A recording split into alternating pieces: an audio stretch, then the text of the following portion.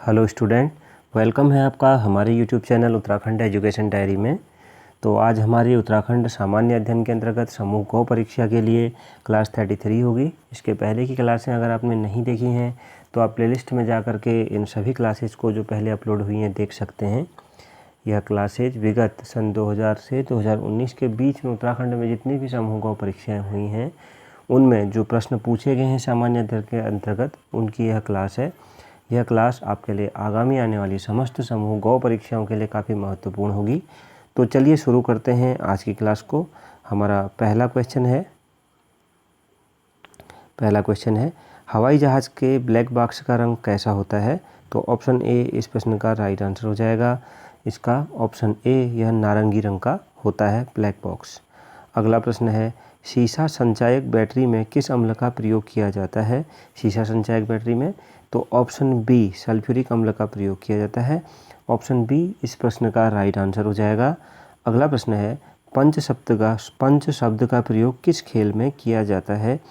पंच शब्द का तो ऑप्शन बी इस प्रश्न का राइट आंसर हो जाएगा, मुक्केबाजी में किया जाता है। अगला प्रश्न है क्वेश्चन नंबर 4 साइना नेहवाल का संबंध किस खेल से है? दिए गए 4 ऑप्शंस में से तो ऑप्शन सी इनका संबंध बैडमिंटन से है। ऑप्शन सी इस प्रश्न का राइट आंसर होगा। और अगला प्रश्न है क्वेश्चन नंबर 5 है इंसुलिन का स्रोत है क्या? तो इस प्रश्न का राइट आंसर क्या हो जाएगा? ऑप्शन ए अग्नाशय ग्रंथि।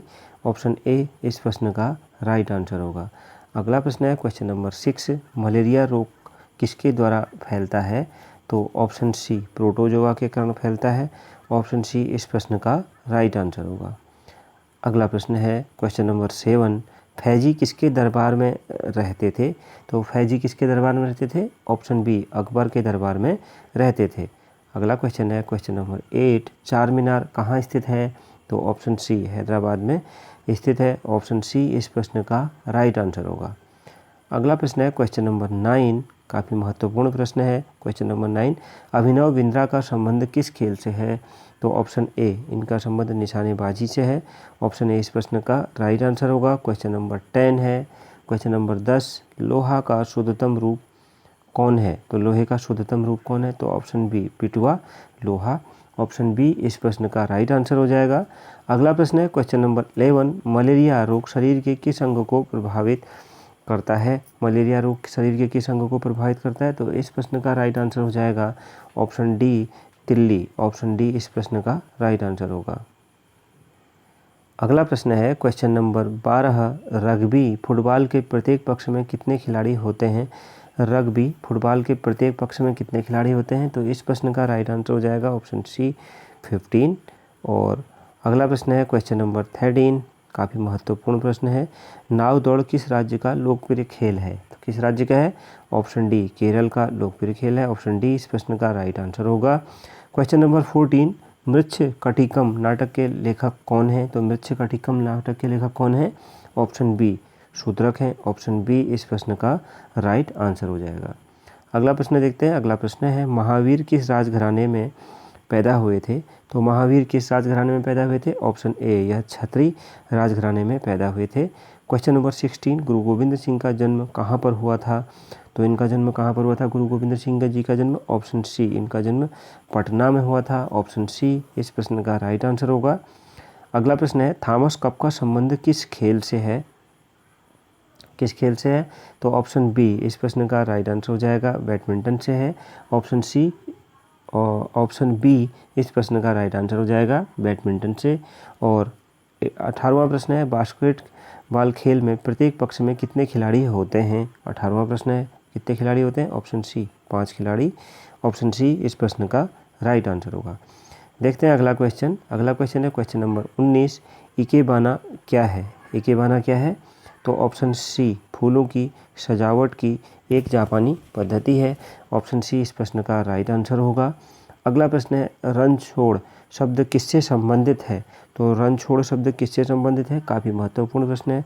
ऑप्शन डी मोरारजी देसाई से। ऑप्शन डी इस प्रश्न का राइट आंसर हो जाएगा। मोरारजी देसाई से संबंधित है रणछोड़ शब्द। अगला प्रश्न है कबड्डी खेल के दोनों पक्षों में कितने कितने खिलाड़ी होते हैं कबड्डी खेल के दोनों पक्षों में? तो इस प्रश्न का राइट आंसर हो जाएगा ऑप्शन डी, 7 खिलाड़ी होते हैं। ऑप्शन डी इस प्रश्न का राइट आंसर होगा। क्वेश्चन नंबर 22 है, काफ़ी महत्वपूर्ण प्रश्न भी है। भारत में कहवा का सबसे अधिक उत्पादन किस राज्य में होता है? तो ऑप्शन डी कर्नाटक राज्य में होता है। ऑप्शन डी इस प्रश्न का राइट आंसर होगा।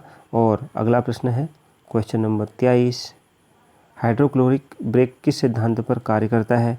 तो किस सिद्धांत पर कार्य करता है? सॉरी, हाइड्रोलिक है यह। हाइड्रोलिक ब्रेक किस सिद्धांत पर कार्य करता है? तो ऑप्शन ए पास्कल के सिद्धांत पर कार्य करता है। ऑप्शन ए इस प्रश्न का राइट आंसर होगा। क्वेश्चन नंबर 24 है, भारत का सबसे बड़ा प्राकृतिक बंदरगाह कौन है? कौन है भारत का सबसे बड़ा प्राकृतिक बंदरगाह? ऑप्शन बी मुंबई है। ऑप्शन बी इस प्रश्न का राइट आंसर होगा। अगला प्रश्न है, हैजा रोग फैलता है? तो हैजा रोग फैलता है, तो इस प्रश्न का राइट आंसर क्या हो जाएगा? ऑप्शन बी गंदे पानी से फैलता है। ऑप्शन बी इस प्रश्न का राइट आंसर होगा। अगला प्रश्न है, भारतीय सेवक समाज सर्वेंट ऑफ इंडिया सोसाइटी की स्थापना किसने की थी? तो किसने की थी? ऑप्शन सी गोपाल कृष्ण गोखले जी ने की थी। ऑप्शन सी इस प्रश्न का राइट आंसर हो जाएगा। ऑप्शन सी 1905 में इन्होंने की थी, गोपाल कृष्ण गोखले जी ने इसकी। तो ऑप्शन सी इस प्रश्न का राइट आंसर हो जाएगा। और 1905 में ही गोपाल कृष्ण गोखले जो थे यह भारतीय राष्ट्रीय कांग्रेस के अध्यक्ष भी बने थे। और एक तथ्य और ध्यान रखिएगा कि यह महात्मा गांधी जी के राजनीतिक गुरु थे तथा यह साधन और साध्य की पवित्रता में विश्वास रखते थे। अगला प्रश्न है, डूरंड कप का संबंध किस खेल से है? तो डूरंड कप का संबंध किस खेल से है? तो ऑप्शन डी इस प्रश्न का राइट आंसर हो जाएगा, फुटबॉल से है। अगला प्रश्न देखते हैं, क्वेश्चन नंबर 28 है, भारत में दक्षिण पश्चिमी मानसून कब समाप्त हो जाती है? कब समाप्त हो जाती है? ऑप्शन बी सितंबर में समाप्त हो जाती है। ऑप्शन बी इस प्रश्न का राइट आंसर होगा। अगला प्रश्न है, किस वाद्य यंत्र पर सभी राग बजाया जाता है? किस वाद्य यंत्र पर बजाया जाता है सभी राग? ऑप्शन ए बांसुरी पर। ऑप्शन ए इस प्रश्न का राइट आंसर होगा। क्वेश्चन नंबर 30, बाजार के नियम के प्रवर्तक किसे माना जाता है? बाजार के नियम के प्रवर्तक किसे माना जाता है? Option A George Bernard Shaw को। ऑप्शन ए इस प्रश्न का राइट आंसर होगा। अगला प्रश्न है, बटरफ्लाई शब्द किस खेल से संबंधित है? बटरफ्लाई शब्द का किस खेल से संबंधित है? तो इस प्रश्न का राइट आंसर क्या हो जाएगा? ऑप्शन डी तैराकी से संबंधित है। और क्वेश्चन नंबर 32 है, फ्यूज के तार किसका मिश्र धातु होता है? तो किसका मिश्र धातु होता है? ऑप्शन डी तीनों का, टिन, तांबा, शीशा, इन तीनों का ही मिश्र धातु होता है फ्यूज का तार। तो ऑप्शन डी इस प्रश्न का राइट आंसर होगा। अगला है, कर्णम मल्लेश्वरी जी का संबंध किस खेल से है? तो कर्णम मल्लेश्वरी जी का तो इनका संबंध है भारोत्तोलन से, वेट लिफ्टिंग से। तो ऑप्शन बी इस प्रश्न का राइट आंसर होगा। अगला प्रश्न है, कंप्यूटर की प्रथम भाषा कौन सी थी दिए गए 4 ऑप्शंस में से? तो कौन सी थी? ऑप्शन सी फोरट्रान कंप्यूटर की प्रथम भाषा थी। ऑप्शन सी इस प्रश्न का राइट आंसर हो जाएगा। अगला प्रश्न देखते हैं, क्वेश्चन नंबर 35 है। क्वेश्चन नंबर 35 है, दूध में कौन सी शर्करा पाई जाती है? तो दूध में कौन सी शर्करा पाई जाती है? यह होती है ऑप्शन, इसका राइट आंसर हो जाएगा option D electrons. Option D इस प्रश्न का राइट आंसर होगा। क्वेश्चन नंबर 36 है, स्टीम इंजन का निर्माण किसने किया था? किसने किया था? ऑप्शन ए जेम्स वाट ने किया था। ऑप्शन ए इस प्रश्न का राइट आंसर होगा। अगला प्रश्न है, एशेज कप का संबंध किस खेल से है? तो एशेज कप का संबंध किस खेल से है? ऑप्शन डी क्रिकेट से है। ऑप्शन डी इस प्रश्न का राइट आंसर होगा। और मध्यम मार्ग के प्रतिपादक कौन हैं? तो ऑप्शन डी गौतम बुद्ध हैं। ऑप्शन डी इस प्रश्न का राइट आंसर हो जाएगा। अगला प्रश्न देखते हैं। अगला प्रश्न है, पंपा किस भाषा के आदि कवि माने जाते हैं? तो पंपा किस भाषा के आदि कवि माने जाते हैं? ऑप्शन सी कन्नड़ भाषा के आदि कवि माने जाते हैं। ऑप्शन सी इस प्रश्न का राइट आंसर होगा। एक बैरल में कितने लीटर होते हैं? तो ऑप्शन सी 159 लीटर होते हैं। ऑप्शन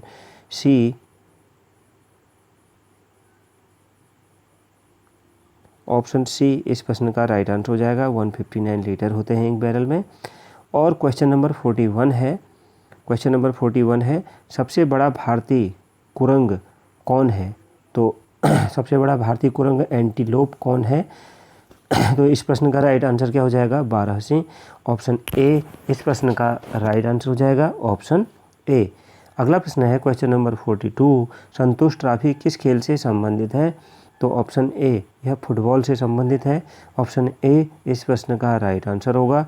और अगला प्रश्न है कोनेरू हम्पी का संबंध किस खेल से है?